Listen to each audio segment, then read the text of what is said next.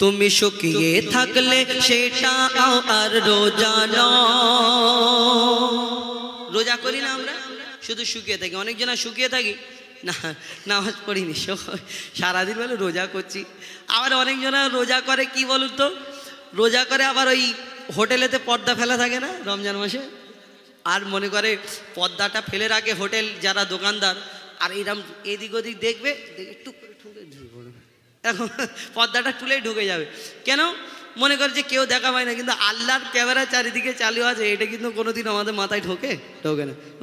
লোককে দেখে যদি তুমি লজ্জা করো, তা আল্লাহর কথা তো একবার ভাবতে হবে নাকি? আমরা মুসলমান, আজ আছি কাল নেই, কোন সময় মরে যাবে কেউ বলতে পারবে না। লিখছে দেখুন, তুমি শুকিয়ে থাকলে সেটা তো আর রোজা নয়, আসল রোজা জবান চক্ষু যদি হিফাজত হয়, আসল রোজা জবান চক্ষু যদি হিফাজত হয়। তুমি শুকিয়ে থাকলে সেটা তো আর রোজা নয়, আসল রোজা জবান চক্ষু যদি হিফাজত হয়, আসল রোজা জবান চক্ষু যদি হিফাজত হয়। রাখছি রোজা করছি না তো জবান হিফাজত, বাজারেতে গিয়ে করছি কত যে গীবত, আমি কত যে গীবত। রাখছি রোজা করছি না তো জবান হিফাজত, আমি বাজারেতে গিয়ে করি কত যে গীবত, আমি কত যে গীবত। এমন রোজা পাপের বোঝা, এমন রোজা পাপের বোঝা, এমন রোজা পাপের বোঝা কি আর নির্মূল হয়, আসল রোজা জবান চক্ষু যদি হিফাজত হয়, আসল রোজা জবান চক্ষু যদি হিফাজত হয়। বলছি আমি করছি রোজা, শুনছি হারাম গান, সারা সারা দিন নামাজেতে থাকে না যে ধ্যান, আমার থাকে না যে ধ্যান।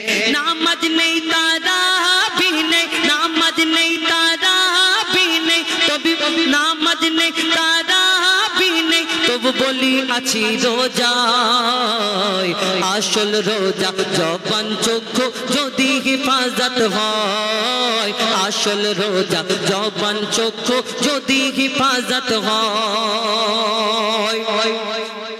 থাকলে ভোকা প্যাসাই তবু রোজা হবে বরবাদ, না খেলে কি হয় গো রোজা যদি না থাকে নিয়াত, যদি না থাকে নিয়াত। বলে মুজিবুল ও গো রব্বুল, বলে মুজিবুল ও গো রব্বুল, তোমায় পেতে চাই, আসল রোজা জবান চক্ষু যদি হিফাজত হয়, আসল রোজা জবান চক্ষু যদি হিফাজত হয়, আসল রোজা জবান চক্ষু যদি হিফাজত হয়। মা আমিনার গলায় দেখো দোলে মিমের ফুল, দুনিয়া ঘুরে পাবে না গো যাহার সমতল। মা আমিনার গলায় দেখো দোলে মিমের ফুল, দুনিয়া ঘুরে পাবে না গো যাহার সমতল। সে আসার পরে পড়ছে দেখো, আসার পরে পড়ছে দেখো সারা জগৎ কোল। কি পড়ে?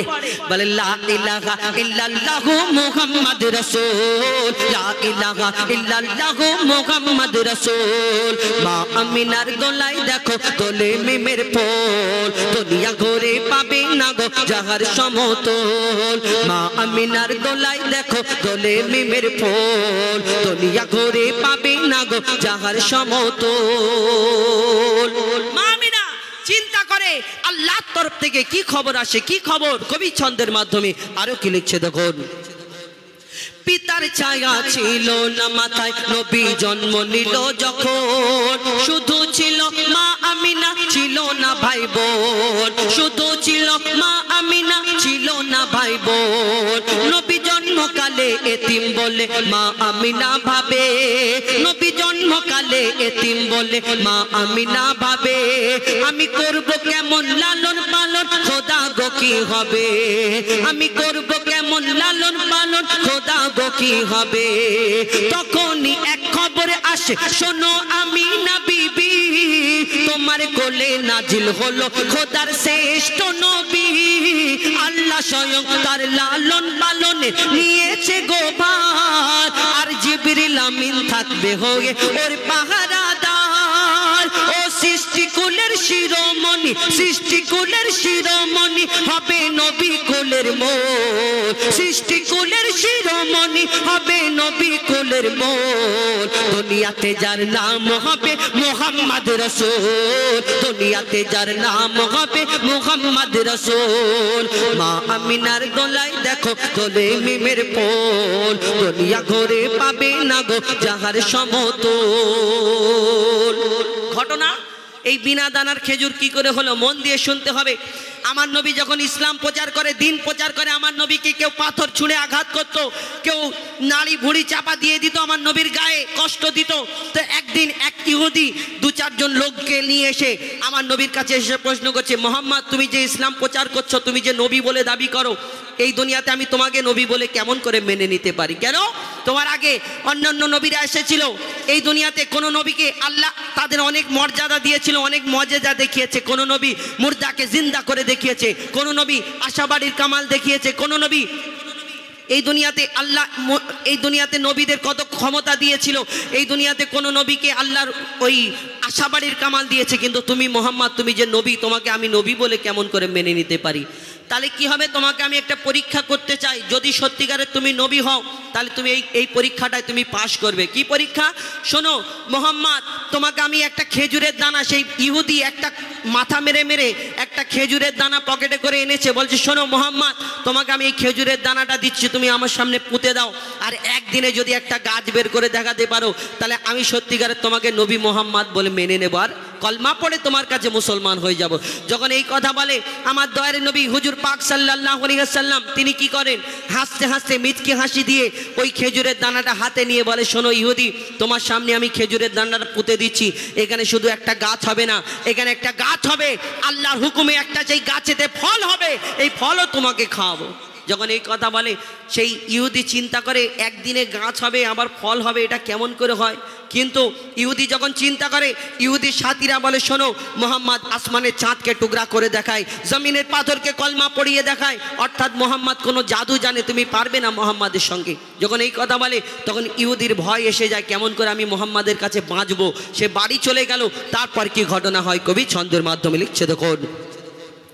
এক খেজুর দানা নিয়ে এক ইহুদি নবীর কাছে গয়, এক খেজুর দানা নিয়ে এক ইহুদি নবীর কাছে গয়, তোমায় নবী মেনে নেব এই দানাতে যদি একদিনে গাছ হয়, তোমায় নবী মেনে নেব এই দানাতে যদি একদিনে গাছ হয়। আর সেই দানা নিয়ে নবী আমার মাটিতে পুঁতে হাসে, সেই দানা নিয়ে নবী আমার মাটিতে পুঁতে হাসে, বলে এই দানারি ফল খাবে গোকাল ইহুদি তুমি এসে, এই দানারি ফল খাবে গোকাল ইহুদি তুমি এসে।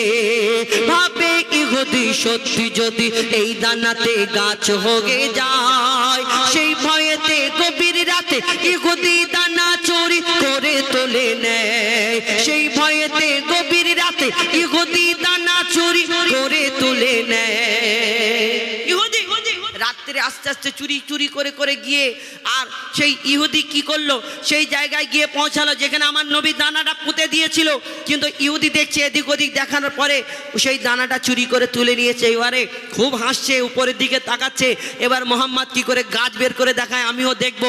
সেই খেজুরের দানাটা তুলে নিয়ে নিজের এলাকার দিকে যাচ্ছে এবং লোকজনকে জোগাড় করছে, শোনো মোহাম্মদকে আমি কালকে এমন পরীক্ষা করেছিলাম, কিন্তু সেই দানা আমি তুলে নিয়েছি, অর্থাৎ মোহাম্মদের গাছ হবে না। শোনো এই খেজুরের দানাটা নিয়ে এসেছি, কালকে আমি গিয়ে বেইজ্জত করব, আর তোমরা হাজার হাজার মানুষ গিয়ে দাঁড়িয়ে মোহাম্মদকে বেইজ্জতের তামাশা দেখবে। তারপর কি হয় কবি ছন্দের মাধ্যমে লিখছে, দেখুন। সেই এই দানার ভাবে ইহুদি সত্যি যদি এই দানাতে গাছ হয়ে যায়, সেই ভয়েতে গভীর রাতে ইহুদি দানা চুরি করে তুলে নেয়, সেই ভয়েতে গভীর রাতে ইহুদি দানা চুরি করে তুলে তুলে নেয়। পরের দিনে সেই ইহুদি নবীর সাথে গাছ দেখতে যায়। পরের দিনে সেই ইহুদি নবীর সাথে গাছ দেখতে যায়। গিয়ে দেখে সেথায় গাছ হয়ে ফল ভরে রয়। নবী তাকে নিজের হাতে সেই গাছের খেজুর খেতে দেয়। আর খেজুর খেয়ে বলে ইহুদি এর দানা কোথায়? মুহাম্মদ, তোমার খেজুর গাছে খেজুর হয়েছে, সব ঠিক আছে, কিন্তু খেজুরের মধ্যে দানা নেই, কি ব্যাপার? আরবের বুকে এত হাজার হাজার খেজুর গাছ আছে, সবের মধ্যে যদি দানা থাকে, তোমার এই খেজুর গাছে খেজুর হলো কিন্তু খেজুরের দানা নেই, কি ব্যাপার? আমার দয়ার নবী সেদিন কি উত্তর দেয় কবি ছন্দের মাধ্যমে লিখছে দেখুন।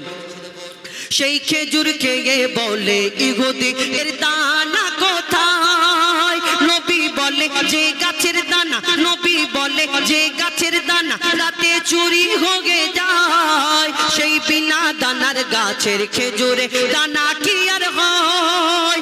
ইহুদি তখন স্বীকার করে, ইহুদি তখন স্বীকার করে মোর নবীর কাছে ভোর। ইহুদি তখন স্বীকার করে মোর নবীর কাছে ভোর। আর কি বলে? তুমি খোদা সত্যি নবী মুহাম্মদ রাসূল। পড়ে নাই লা ইলাহা ইল্লাল্লাহু মুহাম্মদ রাসূল। মা আমিনার দোলাই দেখো দোলে মিমের ফুল। দুনিয়া ঘুরে পাবে না গো যাহার সমতল। মা আমিনার দোলাই দেখো দোলে মিমের ফুল।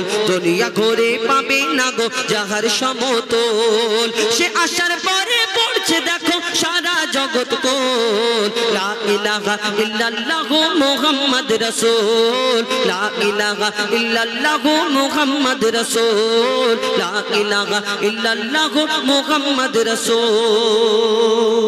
আল্লাহ হুকুম দিল যে এ আদম তোমার সন্তানদের বিয়ে দাও। কার সঙ্গে বিয়ে দেবে? অন্যজন দুনিয়াতে ছিল না, তো বিয়ে দেবে কার সঙ্গে বিয়ে দেবে? পিতা আদমের ওই একটা ছেলে একটা মেয়ে, হাবিলের বোনের সঙ্গে কাবিলের বিয়ে, কাবিলের বোনের সঙ্গে হাবিলের বিয়ে। বাকি রইল যে কাবিলের বোনটা ছিল একটু সুন্দরী, হাবিলের বোনটা ছিল একটু কালো। কাবিল চিন্তা করছে এই কাবিলের বোনটা ছিল সুন্দরী, হাবিলেরটা কালো। তো কাবিল চিন্তা করছে আমার সুন্দরী বোনটা ওকে দিয়ে দেবো, আর আমার কালো মতো বোনটাকে, ওর কালো মতো বোনটাকে আমি কেন করব? এরকম হবে না। আবার আদম নবীকে বললেন যে এটা হয় কেমন করে? তখন আল্লাহ বলল যে তোমার সন্তানদের কুরবানি করার হুকুম দাও আদম নবীকে। যার কুরবানি কবুল হবে সে সুন্দরীটা পাবে। তারপরে দুজনে কুরবানি করলো, হাবিলেরটা কবুল হলো, কাবিলেরটা কবুল হলো না। হাবিল কুরবানি করে কবুলটা হলো বলে হাবিলকে খুন করে দিল কাবিল। সে অনেক ঘটনা, কিন্তু এই হাবিল কাবিল প্রশ্ন করে বলো তোমরা আমাদের বাপ মা, তোমরা আমাদের জন্ম দিয়েছো, তোমরা আমাদের দুধ পান করিয়েছো, কিন্তু বলো তোমাদের বাপ মাকে, তোমাদের কে জন্ম দিয়েছে, কে লালন পালন করেছে? কিন্তু তাদের তো বাপ মা ছিল না, কি উত্তর দেবে? কবি ছন্দের মাধ্যমে অতি মূল্যবান কথাই লিখছে দেখুন। হাবিল কাবিল প্রশ্ন করে হাওয়া আদমকে, তোমরা মোদের বাপ মা, তোমাদের মা বাপকে। হাবিল কাবিল প্রশ্ন করে হাওয়া আদমকে, তোমরা মোদের বাপ মা, তোমাদের মা বাপকে। বলো গো মোদের, বলো কি তাদের নাম ছিল? বলো গো মোদের, বলো কি তাদের নাম ছিল? মোদের দাদা দাদি নানা নানি আছে কোথায়? প্রশ্ন শুনে আদম হাওয়া হলো অবাক। এটা নরম তো, আর এই কোটটা ছেদে ফুটো হয়ে যাচ্ছে। হ্যাঁ, একটা সেফটি মিলে লাগাও, কোনো অসুবিধা নেই, কিন্তু কি বলবো। আচ্ছা ঠিক, এই কোটটা একজনা দিয়েছে খুব ভালোবেসে, আর খারাপ হয়ে গেলে সে কষ্ট পাবে, তো ওই কারণে। যাই হোক, হাবিল কাবিল প্রশ্ন করে হাওয়া আদমকে, তোমরা মোদের বাপ মা, তোমাদের মা বাপকে। বলো গো মোদের, বলো কি তাদের নাম ছিল? বলো গো মোদের, বলো কি তাদের নাম ছিল? মোদের দাদা দাদি নানা নানি আছে কোথায়? প্রশ্ন শুনে আদম হাওয়া হলো অবাক। হাবিল কাবিলকে তারা কি দেবে জবাব গো? দুজনে আল্লাহ বলে সিজদাতে যায় চলে, দুজনে আল্লাহ বলে সিজদাতে যায় চলে। বলে মাসুম ছেলে মোদের কাছে একই জানতে চায়। হাবিল কাবিল প্রশ্ন করে হাওয়া আদমকে। পিতা আদম কি উত্তর দেয়? তানাদের তো বাপ মানে কি উত্তর দেবে? কবি ছন্দের মাধ্যমে লিখছে তখন। ওই বলছে আদম শোন তোরা শোন, মানব জাতির মাঝে সৃষ্টি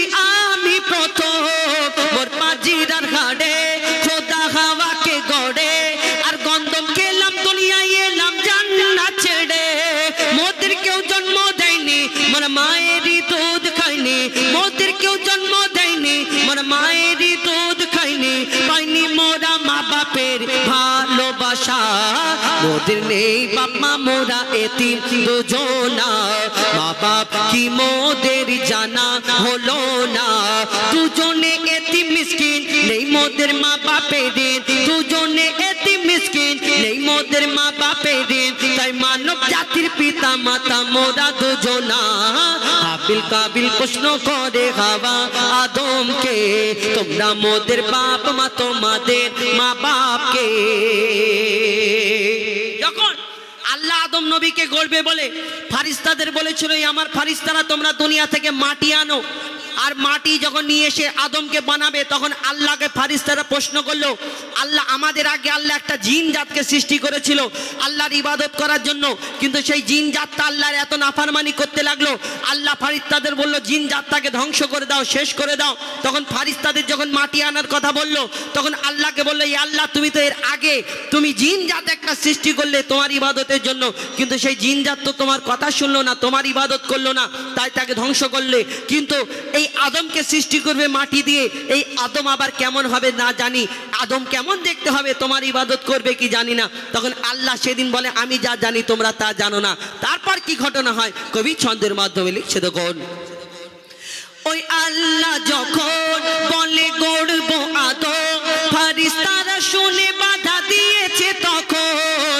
বলে ওগো আল্লাহ পাক তুমি গড়েছো জিনজাত উৎপাত করে তারা করে না ইবাদত কি হবে গড়ে আদম সে কি আর মোদের মতন কি হবে গড়ে আদম সে কি আর মোদের মতন কি জানি দেখতে কেমন তার রূপ চেহারা খোদা বলে আমি জানি তোমরা জানো না আদম সৃষ্টি করা আমার আসল বাসনা আমি যে গড়বো আদম সে মাখলুকে সর্বোত্তম আমি যে গড়বো আদম সে মাখলুকে সর্বোত্তম আমি নিজের সেরা সৃষ্টি দেখবো আদম চেহারায় হাবিল কাবিল প্রশ্ন করে হাওয়া আদমকে তোমরা মোদের বাপ মা তোমাদের মা বাপকে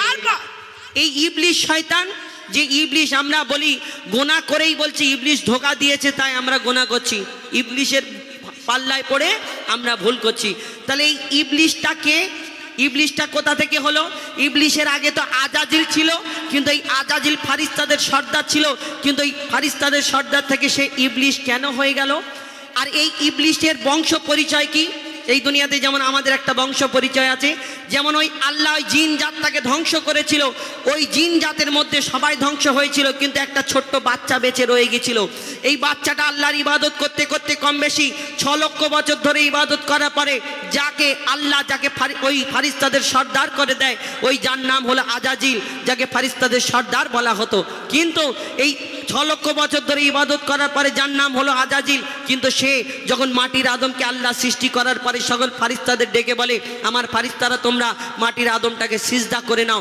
সব ফারিস্তা সিজদা করে নেয় একমাত্র একজন সিজদা করলো না সেদিন সেই হলো আজাজিল তার মনেতে একটু অহংকার ছিল আমি জিন জাত আমি ওই মাটির পুতুল মাটির আদমকে আমি আগুনের সৃষ্টি আর আমি মাটির আদমকে সিজদা করব এটা কেমন করে হয় তাহলে এই আজাজিল কেমন করে ইবলিশ হলো কবি ছন্দের মাধ্যমে আরো কি লিখছে দেখুন দিল আল্লাহ আওয়াজ শোনো শোনো সব দেখো আমার গড়া সৃষ্টির সেরা মাখলুকের তাজ এ মোর সাধেরই আদম তাকে গড়েছি এমন এ মোর সাধেরই আদম তাকে গড়েছি এমন সারা কায়নাতের জ্ঞান তার মাঝেতে গোপন আদমকে দোয়া করে নে তোরা সিজদা করে আদমকে দোয়া করে নে তোরা সিজদা করে এ সুযোগ দিলে ছেড়ে পাবি অভিশাপ আজাজিল বলে আমি সিজদা দেব না আদমের থেকে আমি দামি খোদা কি জানে না সে শুনলো না খোদার কথা ঝুঁকলো না তার মাথা শুনলো না খোদার কথা ঝুঁকলো না তার মাথা সাথে সাথে আজাজিল শয়তান হয়ে যায় সাথে সাথে আজাজিল ইবলিশ হয়ে যায় হাবিল কাবিল প্রশ্ন করে হাওয়া আদমকে তোমরা মোদের বাপ মা তোমাদের মা বাপকে হাবিল কাবিল প্রশ্ন করে হাওয়া আদমকে তোমরা মোদের বাপ মা তোমাদের মা বাপকে বলো গো মোদের বলো কি তাদের নাম ছিল বলো গো মোদের বলো কি তাদের নাম ছিল মোদের দাদা দাদি নানা নানি আছে কোথায় হাবিল কাবিল প্রশ্ন করে হাওয়া আদমকে তোমরা মোদের বাপ মা তোমাদের মা বাপকে শুন আপনাদের সঙ্গে আপনাদের ফরমাইশ মোতাবিক এবং কিছু নিত্য নতুন গজল তুলে ধরার চেষ্টা করলাম। এখন আমাদের এদের একটা একটা করে দিই নাকি হাট দিলে আছো তুমি